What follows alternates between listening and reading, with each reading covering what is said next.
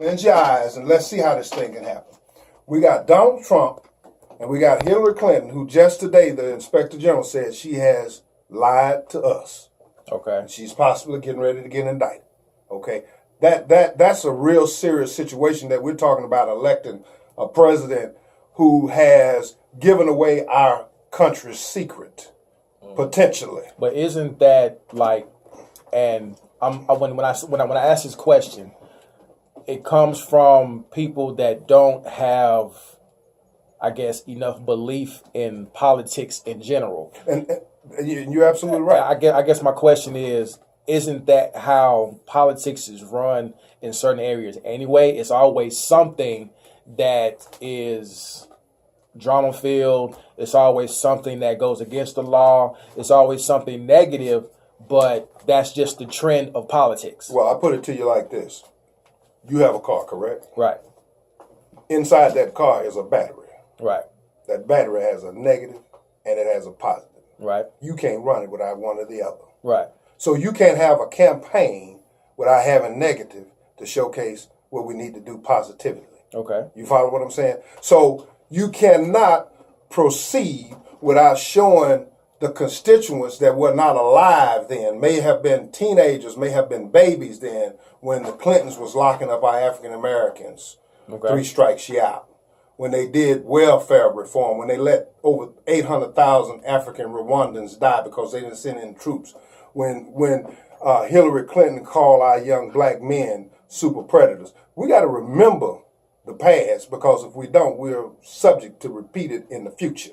So we got to remember that there are consequences for when you mess with our people. We got to remember that at the polls, for too long have we been subject to the lack of knowledge based on our own ignorance of not being informed. We need to be informed about this election. We need to be informed about the candidates, including myself. Okay. We need to be informed, because I want you to know where I'm coming from. Because see, when I sever those ties that have been keeping our young black men and women from having drinking water for over 30 years, 5 minutes from Dallas. You know, I was just about to go into when that. I sever the ties, when I find out where that $30 million that Eddie Bernice Johnson is accountable for city funds for desegregating the city to build affordable houses, okay? When I find those deficiencies, we're going to hire and fire some folks. Okay. So we're going to cut some chains that have been binding our hands and our feet so that we can't move forward economically, because we're in a situation of income inequality. We have economic apartheid right here in our community. Okay. Bad infrastructure, lack of jobs, payday lending, poor education. 51% of our schools failing. 3,600 kids on the street. Right. 300,000 homeless. Wow. 13,000 black men missing in Dallas. Nobody's talking about it. See, we got to be more accountable to our congresswoman who misses 73% of work. Now, you miss 73% of work. Can you get anything done? I think not. Not at all. I'd be out of a job. Okay, I'd be out of a job. So I'm just putting the negative facts on the table, okay, so that people can understand. For 30 years, we've been under this dictatorship of Eddie Bernice Johnson.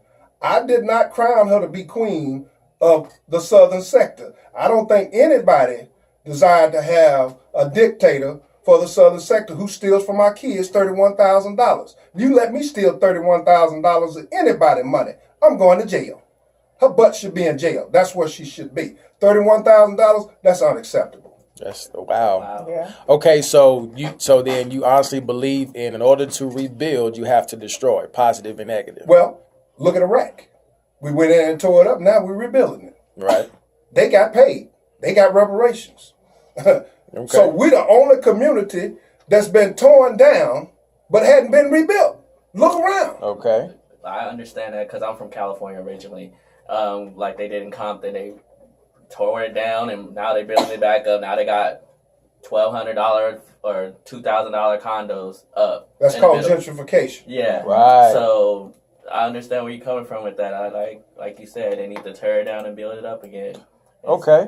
Okay. So here's what we're gonna do. I'm gonna play a couple songs, a couple commercials, and when we come back, I have two questions. One is about tax abatement, and the other is about the Clean Drinking Water Act of 1974. We'll talk about that when we come back. Trillion Watts, hold up. Great.